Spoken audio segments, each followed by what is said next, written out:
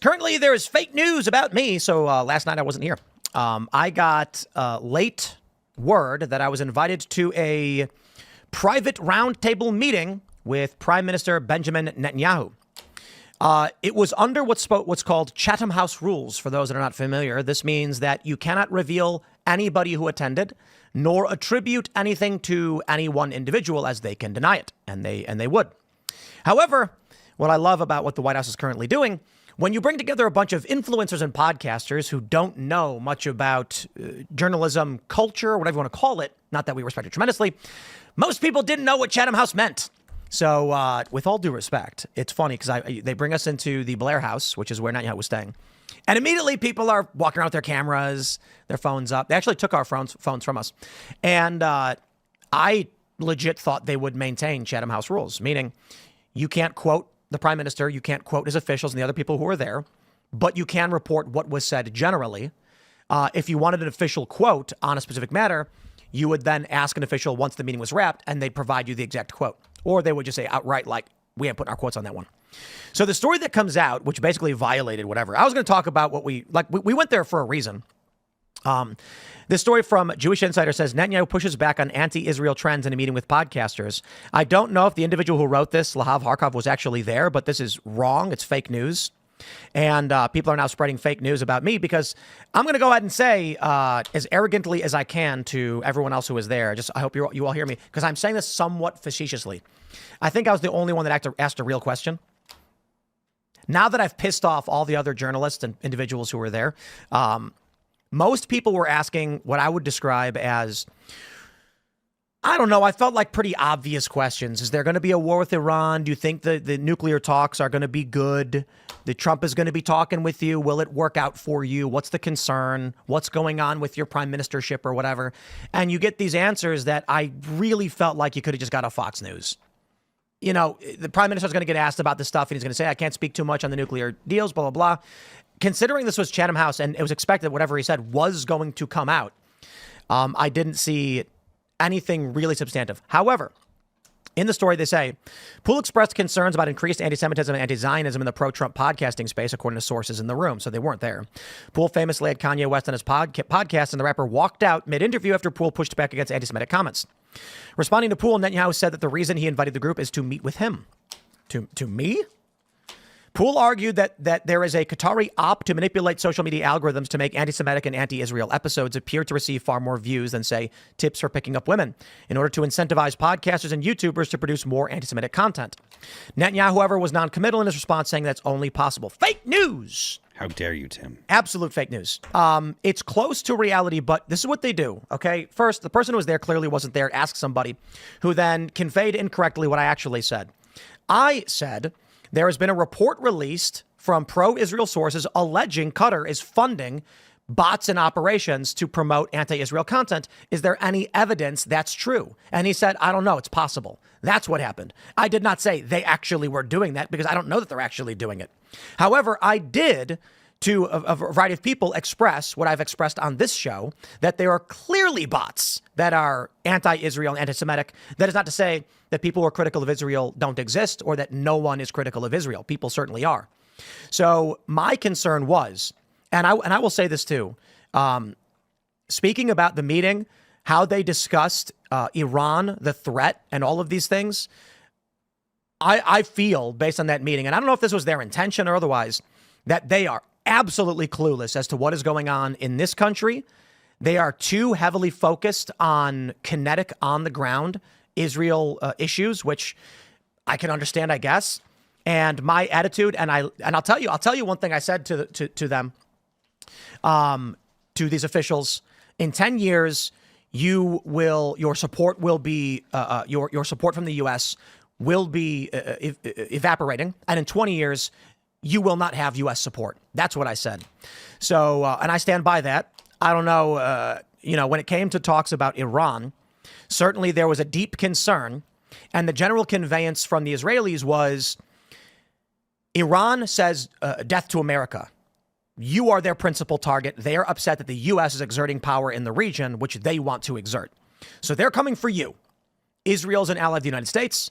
Israel's an enemy of Iran. Iran wants to crush Israel, and they want to crush the United States. The sentiment being conveyed was whether the U.S. wants it or not, we will be in a war with Iran, whether we start it or they start it. I'm not entirely convinced that's true. And the point I brought up when I mentioned the allegations, which they're allegations of, I don't know if there's evidence of this, which is why I asked, about Qatari. Let me see if I can pull this up. I think I actually have the allegations in question. Let me see if I can find this. Here we go. What is this? FDD. There are people that are saying that Tucker Carlson is being funded by Qatar as well. I don't believe that anyone's being funded by Qatar. So FDD, this is the Foundation for Defense of Democracy, says Al Jazeera allegedly using bots to spread propaganda while skirting U.S. law. This came out December 9th. I did not assert this was true. I said, is there evidence to corroborate this? Largely because what I see happening is multifaceted. I've talked to enough young people, probably not enough to be completely honest, but I've talked to young people. Where's the story? Here we go. Who are scared to call for the suspension of TikTok, largely because of the anti-Israel cohort. So typically the conversations go, the only reason Democrats and Republicans want to ban TikTok is because of Israel, which is true and correct. But there's a bunch of other reasons why we should force TikTok to divest as well. I see the younger protesters are largely anti-Israel, and I see right now there is no message conveyed to young people why they should support Israel. And I'm not saying that I do. I'm asking them, what are you paying attention to? Now, I'll tell you this. My having left this meeting is they are clueless to the issue. They don't know, despite the fact there was literally a protest outside, they were dismissive of. They say these things happen. The trends that I see are younger people are increasingly anti-Israel. And on the right, they're relatively neutral or don't care. My prediction, as I made over a year ago, is that with the anti-war elements of the populist movement on the right and the anti-Israel section of the left, not to mention there is a smaller but still prominent anti-Israel right, Israel's not going to have support from this country in 20 years. The U.S. is going to say, we've got two factions. Young people on the right who are following in the footsteps of MAGA populist movement who don't want to fund foreign wars, they vote no on Israel. The far left that hates Israel, they vote no on Israel. Israel, you get no funding anymore. That's what I see happening. I think that's fairly obvious when you talk to any, Zoomers. They're clearly not pro-Israel. They look at the United States and say, look, we have our own problems here. And they look at our history of, foreign adventurism, and they're like, this hasn't worked out for me personally. I can't afford this. I can't pay bills, or I can't have a nice place, or whatever. So I think it's fairly obvious, right? I think it comes from a lack of education on how foreign policy actually works, and the fact that you literally cannot survive in this world without allies. 10 guys show up to beat you up. Are you going to fight them all by yourself? No, you need friends. Oh my. Right? What's that? What? I said Phil might. Phil might. Yeah. But you see this from people in Congress too, that they just don't understand how foreign policy works. I think is really unfortunate. But the other issue to what you're talking about with the lack of Gen Z support for Israel is there are no pro-Israel champions that I really see. I talk about Israel a lot. I'm a raging Zionist. But I don't see a whole lot of other people who have a firm understanding of the history and the context. Most people can't make a cogent argument that that young people find compelling as to why we should. Which is why on the right, it's sure, Israel can do its thing, don't care. And on the left, it's down with Israel. So I actually, here's a question for you guys. Can you, honest question, this is not a gotcha, because I'm looking for a real answer. And for those that are listening, comments. Can you name a prominent, high profile, large following, I'm talking like a podcast with millions of listeners, who is staunchly pro-Israel, advocating very heavily for Israel? Someone who's Gen Z? No, anybody in the podcast space. Dennis Prager is like Ben Shapiro's an obvious one. My point is, I'm not saying there's none. I'm saying I can think of a bunch of big shows that are either Israel neutral or skeptical, and leftists who are anti-Israel. Is Destiny pro-Israel? Yeah, he is. Yeah. Oh, he There's is. that one. Yeah. Okay. I didn't know that. Yeah. Ben Shapiro's the I obvious had a one. notion that he was. And he's a lot, and it's not a critique of anybody who is. I'm just saying, my point to these people was, hey, look, man, I'm on the internet all day, every day. I live in the internet. It's become a problem. And all I see is I either don't care about Israel or Israel is bad. Yeah, it's because they don't understand. And I think Destiny actually is. Why Destiny is he pro-Israel? I don't know. Destiny sometimes takes rational approaches, but the problem is that Destiny is probably the best defender of Israel I've seen in terms of debate skills. But for anyone on the right, it's just like, oh, that guy's pro-Israel. I better not be pro-Israel, right? So it's just a problem. He's definitely not on the right. He's in. Look, Sorry, I mean, people watching him. were on the anyone right. who's on the right who's like, oh, this guy's really good at defending Israel. He's also like a terrible. He's an absolute horrible person. Like he's Right. he's the worst advocate. He literally comes out and says, Maybe that means violence he's against Trump actually supporters is not okay. Pro-Israel. He knows Right. they'll have that reaction. No, But here's the question. Let's cut out anybody over 40. Are there young prominent personalities with big followings who are Is Destiny pro-Israel? over 40? I think He it is, yeah. Wow, really? I think. No, I don't thought think so. But either way, we've acknowledged Destiny exists. Okay. I'm just saying, like, obviously there's prominent personalities who are older who are pro-Israel. I get it. My question is, in the next 20 years, who will be leading the charge to have the U.S. fund Israel? Look, man, I got to be honest. I look at, Sam Harris was ragging on Joe Rogan recently, and people have been ragging on Joe Rogan and Tucker Carlson, saying that they're entertaining these positions, blah, blah, blah. Tucker's a bit older. Joe's a bit older. But these are big shows.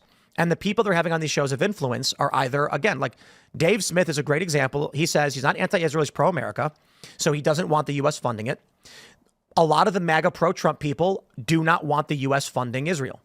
So there's a tiny faction of people who are younger and in favor of the U.S. Funding Israel. It doesn't make any sense to not like. So it doesn't. What is the argument for I think funding Aiden Israel? Ross Yeah, is yeah. pro-Israel. Is he really? I think so. Someone Okay. said Aiden Ross. Yeah.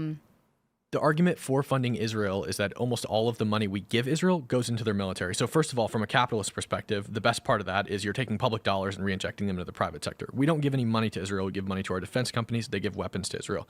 So the primary benefit of that is, like, a really good example is in 1981, Israel battle tested F-15s for the first time ever. These F-15s had never been battle tested. They flew them in combat against Iraq. We learned our F-15s were capable of long-range bombing campaigns against Saddam Hussein's nuclear reactor. They didn't lose a single F-15 in battle against Russian MiGs at the height of the Cold War. That was great. They were the first to battle test our F-35 Lightning IIs. Sure, but that's 40 years ago. So what's the F-35 Lightning IIs are today.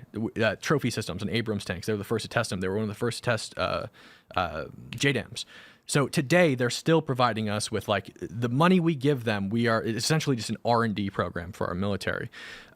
Look at, like, what they do economically. The Leviathan and Tamar oil fields. These are massive oil fields in the Mediterranean off the coast of Israel in Israeli waters. And a U.S. LNG company was able to completely take over those oil fields. It's called Noble. They're, I believe, based in Dallas-Fort Worth. We made tons of money off that. We also regularized relations with Arab countries in the region by selling them the oil. Tel Aviv is the fourth biggest city in the world for tech startups. We usually wait for them to start new tech companies and then buy them. The technology that's in Teslas, Mobileye, it's called, is an Israeli invention that Intel bought. Sorry, I didn't mean to bang the table. But how much money does Israel get every year from the United States? like $3 billion, which is Yeah, the amount of money that Israel gets isn't actually a lot compared to the way that people talk about how much. There are arguments that the Middle East wars that the U.S. is engaged in are all for Israel. I'm not particularly. I don't find those arguments generally compelling, but that's something you hear a lot. It's not very much. And that would be that. If that's the case, that the wars the U.S. is engaged in the Middle East are for Israel, and then you tack that money in, then you're talking about significant expenditures. A little bit. The other thing, too, is that money creates jobs in our own defense companies because, again, it never goes to Israel, it goes to our defense companies. On the political side, Israel votes with the United States more than any other country in the world on contested UN votes. 90% of the time, it's more than Canada, it's more than the UK, it's more than anyone we consider to be a close ally.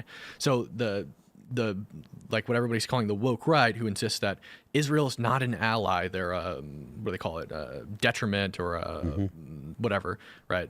They're off their rocker and they don't know anything effectively. They're definitely not holding us back.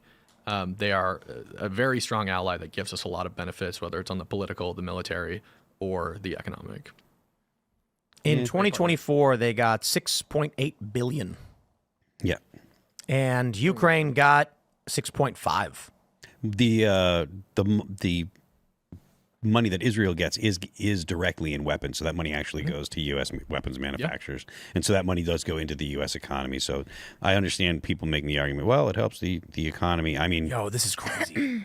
I mean, just even outside of the whole issue of Israel, take a look at how much money the U.S. is giving to everyone. oh, it's ridiculous. Sudan got End it all. $800 million. Nigeria got 770 million. Look at all this. Is crazy. Malawi? How do you say that? Malawi. There you go. See, I couldn't even pronounce that one. $637 million. Here's my pitch. We take all of the money we give to all these countries and give it to random firefighters. Just put it on a big pool and then just dish out $1 million to every firefighter we can until we run out. But a lot of this money is also to prevent, like, to put U.S. influence over these countries, take a drop in the foreign aid bucket, give it to these countries so they're dependent on the United States and China doesn't swoop in and take them as a... It is. Yes, the liberal economic order. Yep. Mm-hmm. The idea is that if we maintain, if you tell those leaders, hey, look, man, you're going to be a millionaire. You're going to have an infinity pool and every luxury car. Don't go to war. They say, okay. And if they don't listen, then, helicopter flies in the middle of the night and then they're not the leader anymore. That's how it goes. Yeah, well, 6 points. So this is obviously not correct. They got more than in 2024. Ukraine got more than 6.5 billion. yeah. Depends how they're calculated. How are they calculated? Right. Because a lot of it was just like old military equipment. 2023. What do we get for Ukraine? What is this? France, get out of here. 2023. We don't need it. You can go away. 28 billion. Wow. What did Israel get in 2023? Not 28 billion. Not 28 billion. No. 3 billion. 28 billion. What? We're fighting the war. I mean, this war wouldn't be going on if we were not fighting. Yeah, I mean, that's been over. Jeez, man. Conversely, if we weren't funding Israel, Israel would still be fighting the war, and they'd be doing probably just fine, as they've shown time and time again before we funded them. But I think the principal reason that people in this country are supportive of Israel is for religious reasons. I think a lot of Christians. evangelicals, a lot of them. Yep.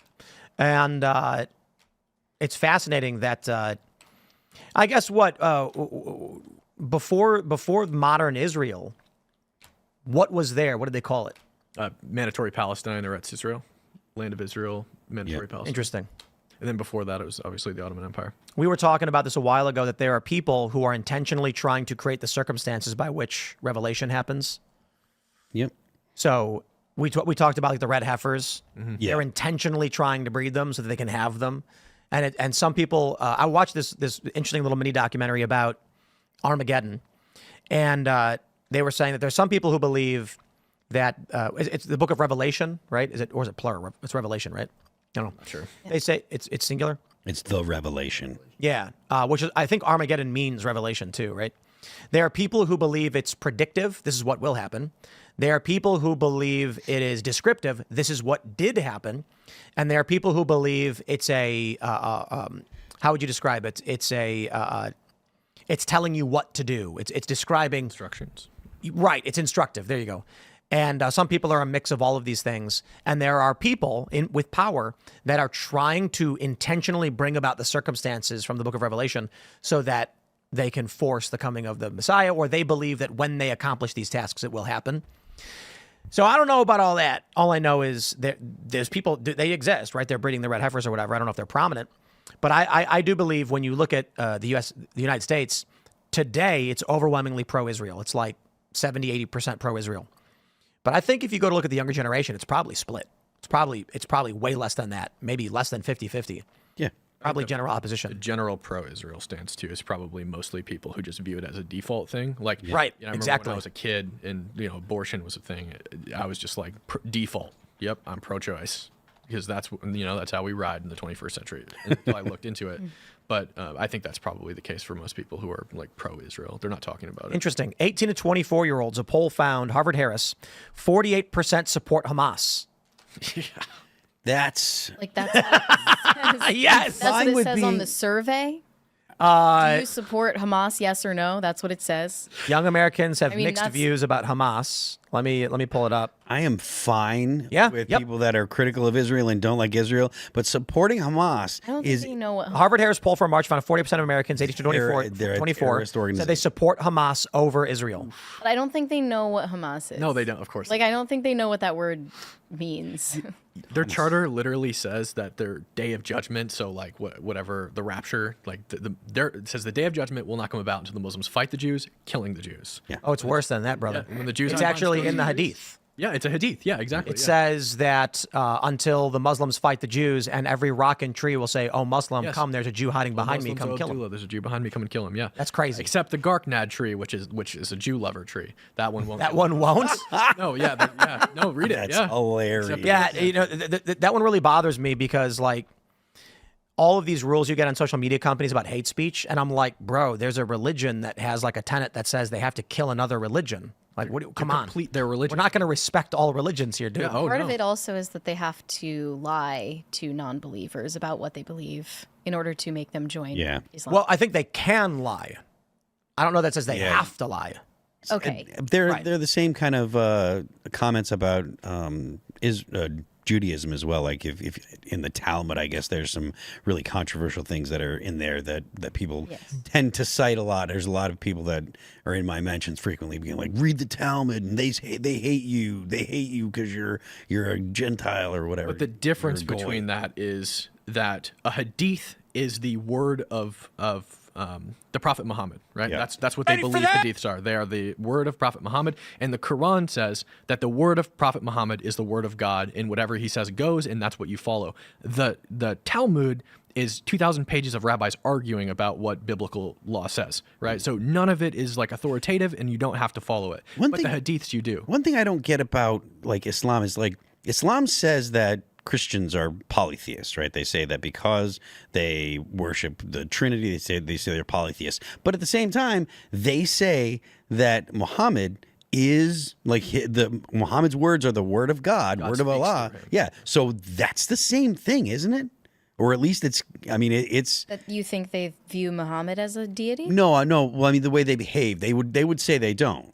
Right. But to an outsider, it looks the same as the way that, people treat Christianity when it comes to the way that Christ and God and the Holy Spirit are one, And there are different degrees of hadiths, which is based on, I believe, like the how strong the belief is that Muhammad actually said this thing. So I don't know what degree that hadith that says the day of judgment will come about to the Muslims fight the Jews, killing the Jews, is, but it doesn't matter because there is a group that, what was it, 24% of Gen Zers said that they support that does believe that. 48. 48. Okay, great. Even worse. Yeah, didn't I just pull it up? Where did it go? I don't know. Yeah, here you go. New York Post. It says Harvard-Harris poll: 48% of Americans aged 24 say they would support Hamas over the Jewish state, making them the only age demographic for which Israel did not enjoy at least a double-digit support over the terror group in the Gaza Strip. Yeah, I mean, look, at the end of the day, Hamas is a terrorist organization. And guess what's legal in the Gaza Strip, by the way? And actually every other Muslim country that I can think of except Jordan. Child rape. You can marry a child. There is no legal age of marriage in any of these countries. And spousal rape is legal. If you can marry a child and you can, what does that equal? Yeah. Sudan has a legal age of marriage at 10 years old. In Jordan, it's 18. In the West Bank, it's actually 18 as well, which is very surprising. But Gaza never adopted that rule. So, yep. Crazy. It's wonderful. Well, that's I guess we'll grab another segment after this. But my final thoughts on this meeting. My view would be that, man, I don't know. There's concerns over Iran getting a nuclear weapon. Trump is supposed to be having talks Saturday, with Iran that I don't know are going to go well. And we're back in Bagram as well. Exactly. We're back in Bagram. The general sentiment that was conveyed to us was whether we want a war with Iran or not, Iran is intent on destroying us. So obviously, it was expressed, we don't want war. But if these nuclear talks don't go well and they begin to work towards a nuclear weapon, they never said anything like there's going to be war, but that was the general vibe of like, no one's going to let Iran get a nuclear weapon. It's going to get bad. I don't want war. I don't want to be involved. I don't have any good answers for you guys. Sorry. The U.S. is going to do weird, crazy stuff, and they're going to lie to us the whole time. Yeah, I was surprised when I read that the U.S. was going to go back into Bagram. It only makes the Abbey-gate and the pullout that much more infuriating that, the Biden administration pulls out and we gave the Taliban a boatload of weapons. Mm-hmm. I mean, I'm not sure what the agreement is or how the Taliban plans to guarantee that there won't be attacks on Bagram. Other than, massive amounts of U.S. military hardware pointed outward from the airbase, I haven't read this story are they giving assurances that there won't be attacks? I don't know, but I know We don't know that we're taking back Bagram. They said like a CIA plane flew overhead and did weird stuff. Okay, which couldn't mean anything. Thanks for checking out this clip from Timcast IRL. Make sure to watch the show live Monday through Friday at 8 p.m. Subscribe to this channel, and we will see you all there.